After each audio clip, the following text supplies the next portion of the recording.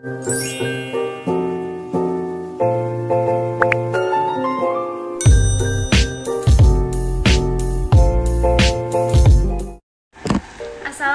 warahmatullahi wabarakatuh. Perkenalkan, nama saya Nurul Fatimah, NIM 11910623654, kelas 6C Manajemen, jurusan Pendidikan Ekonomi, Universitas Islam Negeri Sultan Syarif Qasim Riau, mata kuliah Micro Teaching dengan dosen pengampu Ibu Mahdar Ernita.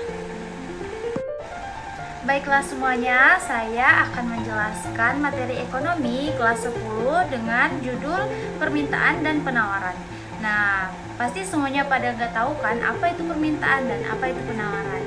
Mari kita bahas bersama ya, jangan di skip videonya. Selamat menonton. Pernahkah Anda bertanya, dari mana sih datangnya harga Indomie itu sebesar X rupiah?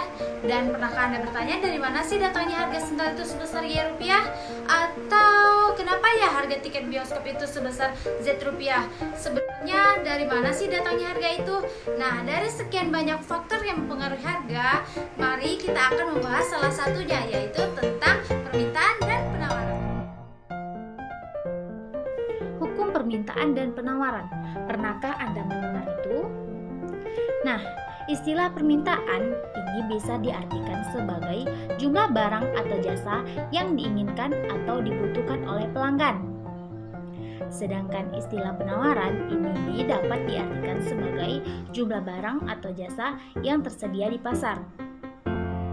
Lalu, maksudnya hukum permintaan dan penawaran itu apa?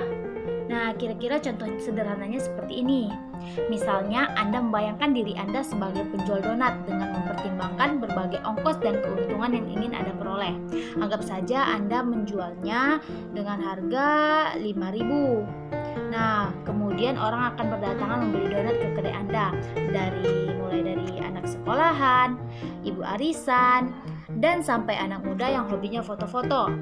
Namun, karena sudah habis terjual, orang-orang jadi pindah mencari donat di kedai pesaing Anda.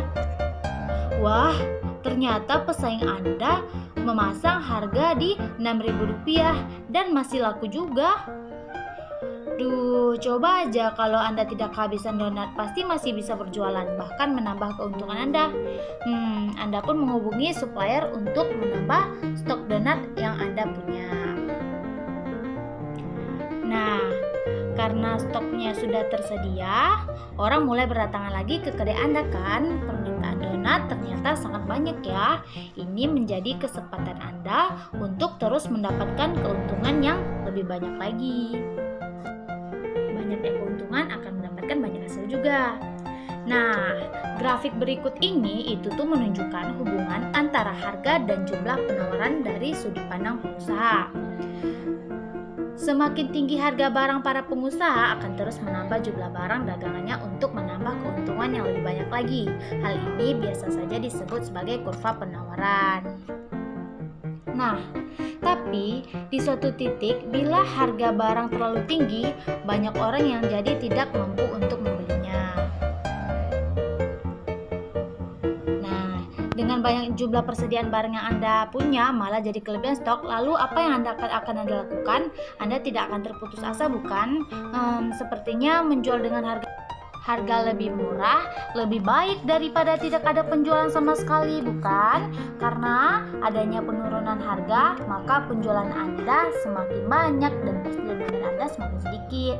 Berarti saatnya Anda untuk menambah stok donat lagi deh. Betul tidak?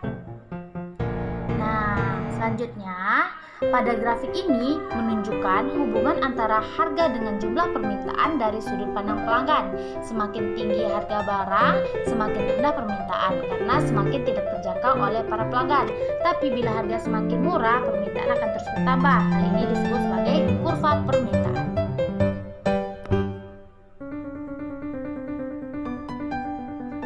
Nah, apabila Anda membandingkan kurva permintaan pelanggan dan kurva penawaran pengusaha, bisa Anda lihat ke arah keduanya yang saling berlawanan. Di satu sisi, para pelanggan ingin belanja dengan harga yang lebih murah. Di sisi lain, para pengusaha ingin mendapatkan keuntungan lebih banyak. Namun, ada satu kondisi di mana keinginan pengusaha dan keinginan pelanggan ini saling bertemu, yaitu pada titik di mana kedua kedua kurva ini saling berpotongan titik. Ini bisa disebut sebagai titik equilibrium atau disebut juga dengan titik keseimbangan harga. Hal ini menggambarkan kondisi di mana jumlah barang dan harga yang diinginkan oleh para pelanggan sesuai dengan jumlah yang harga yang ditawarkan oleh para pengusaha. Hehehe, sangat indah bukan? Nah, sekarang kita akan membahas tentang faktor-faktor yang mempengaruhi permintaan. Yang pertama ada harga barang itu sendiri. Nah, apabila harga barang semakin murah, kecenderungan terhadap barang itu akan bertambah dan hal itu bisa berlaku juga sebaliknya. Kedua, harga barang lain. Yang pertama, harga barang pengganti atau substitusi. Misalnya, kopi dapat digantikan dengan teh. Begitu pula sebaliknya. Jadi, jika harga kopi naik, permintaan kopi akan turun dan permintaan teh akan naik. Yang kedua, ada barang komplementer atau pelengkap. Misalnya kopi dibuat dengan gula. Nah, jika permintaan kopi naik, maka permintaan gula juga akan naik. Dan yang ketiga yaitu barang netral. Artinya, harga suatu barang itu tidak mempengaruhi barang lain. Misalnya, harga stroberi naik, maka itu tidak akan mempengaruhi harga kopi. Nah, yang ketiga itu pendapatan masyarakat, di mana tingkat pendapatan konsumen ini akan menunjukkan daya beli konsumen semakin tinggi. Tingkat pendapatan maka semakin meningkat permintaan pada suatu barang. Yang keenam itu ada selera masyarakat, yaitu tren yang terjadi di masyarakat. Misalnya dulu masyarakat menyukai es teh, namun kini masyarakat menyukai Thai tea, yaitu campuran antara teh, susu, dan es. Selera dan kebiasaan akan mempengaruhi permintaan suatu barang. Bila selera meningkat, permintaan juga akan meningkat pula. Selanjutnya, faktor-faktor yang mempengaruhi penawaran. Yang pertama itu ada harga barang itu sendiri. Jika harga barang yang ditawarkan mengalami kenaikan, maka jumlah barang yang ditawarkan juga akan mengalami kenaikan. Begitu pula sebaliknya. Yang kedua ada harga barang pengganti.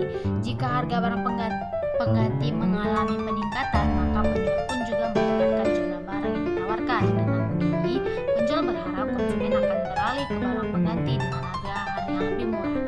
Contohnya, harga kopi meningkat menyebabkan harga barang penggantinya yaitu teh menjadi lebih rendah, sehingga penjual lebih banyak menjual teh daripada kopi. Nah, selanjutnya itu ada biaya produksi.